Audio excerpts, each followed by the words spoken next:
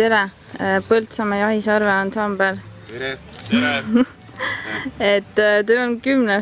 juubeliaasta nüüd, et kus see albumi idee sai alguse? Sai alguse Tõnise saunast. See ei ole nali. Me aeg-ajalt koguneme seal ja siis tuli jutuks ka sellise plaadi tegemine. Kuidas see on? Kuidas sa nimetad seda Kesk-Eesti? Tagala ja logistikakeskus. Seal me harjutame, teeme proovi, jagame mõtteid. 1 aasta, 1 kuu. Oli tehniline töö, jah. Kaua pidime ära olema, jah? No ikka keeruline. Kõik see kamp kokku saada ja stuudiol oleks aeg ja igal ühel on enda tegemised, oma pered, väiksed lapsed, nii et ega see oli ikka päris raske. See pillimängu vorm ikka ka, ega me oleme ju kõik juba selles eas, et enam ei tule une pealt kõik asi välja.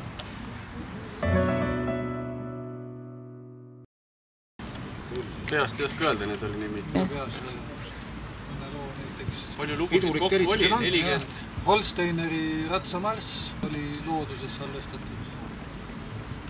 Aga see loodus seisnes ka selles, et me lihtsalt läksime toast õue. Me võtsime mikrofonid kaasa ja... Ei sõitnud metsa spetsiaalselt. No üldiselt meil tuleb kõik hästi välja. Keskmiselt 7 korda üks lugu. Mängisime 3 korda ära, läksime kuulasime variante, siis vaatasime, et oli hea, mängisime uuesti. Ja see on nagu see plaat, kus on nagu need parimad variandid 7-st, et võime anda ülejäänud materjali, musta materjali plaadi ka välja, kui kõrvutada. Vist paar lugu oli ainult niimoodi, et 2 korraga. Tegime jah, niimoodi. Jah, metskits tabatud ja mingi.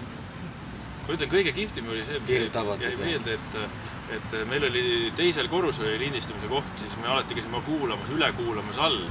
Kui kõige paremad variandid tulid need, kui me pidime nagu teisele korrusele kõndima ja siis see võttis natukene hingeldama meid vanu ja siis nagu kuidagi selle hingeldamise ja ärevus olemise pealt tuli kõige paremad versioonid alati välja.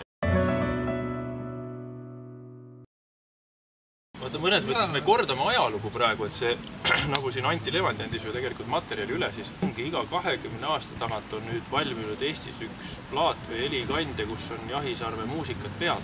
Ja tegelikult esimene LP, mis oli 79 või midagi taolist sellisel aastal, et kus oli esimesed 4 signaali pluss loomahääled. Siis oli 97 aasta, kui tuli kassett, kus tegelikult juba praktiliselt kõik ulukite signaalid peal.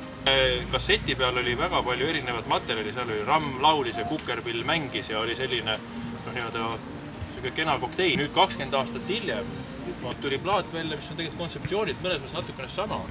Aga ta välja selle erinevusega, et meil on puhtalt sooloplaat ja meil on puhtalt 4-sarvelise ansambli plaat. Lisaks ka veel tegelikult loomahääled.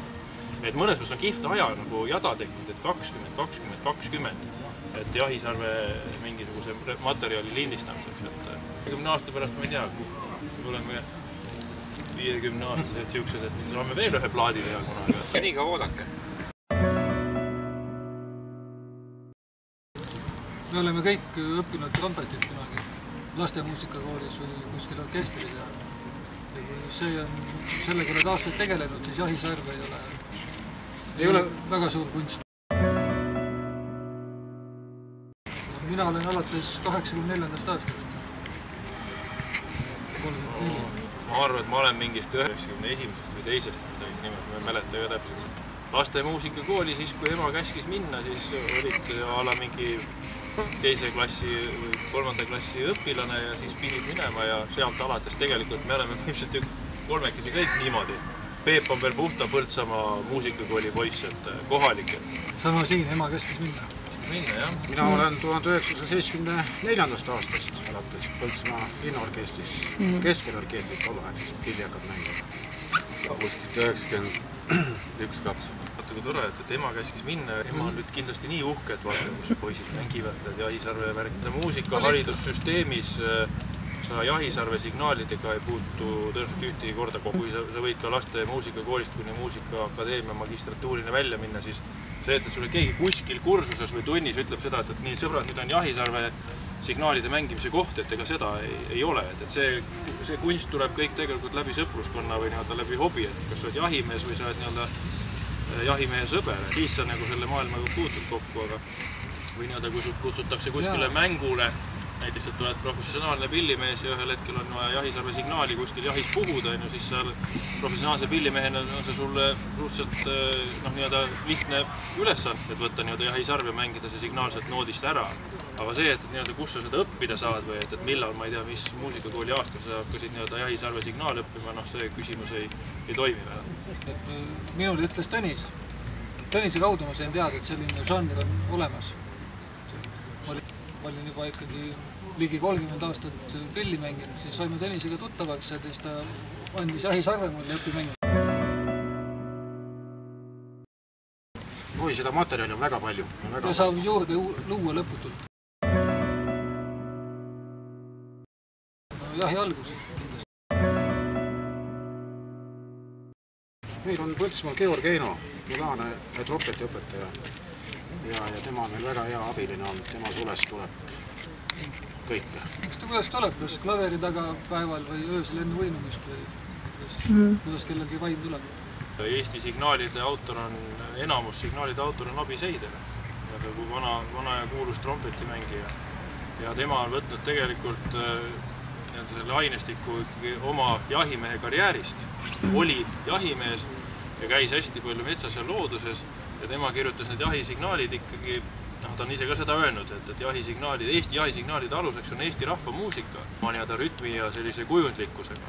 Et võib-olla sellepärast on nagu päris palju signaalides sarnasust, et võrdad Lääne-Euroopa signaalid, mis on hästi nagu erineva karakteristikaga.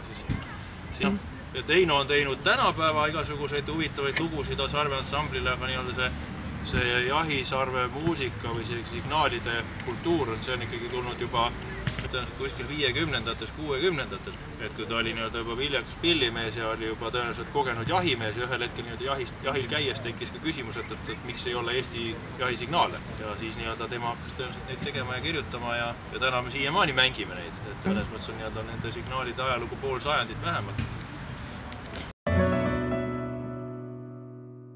Kui vaja. Abi. Ja regulaarselt kokkusaamist ei ole. Kui tuleb kuskile mingi kutse, istime läbi, kas saame, tuleme kokku, vaatame uut materjali, teeme ära selle mängu. On ikka niimoodi, et me saame kokku siis, kui on vajaduspõhiselt, et tavaliselt on ikkagi mingisugune kas pillimäng vaja kuskil ära teha või on meie mõistes natukene pakutud tööd kuhugi, et tulge jahti või tulge üritust ilmestama või me olemegi samast, et Põltsamaa lossis päris sagedad jahisarve ansambliga esinejad.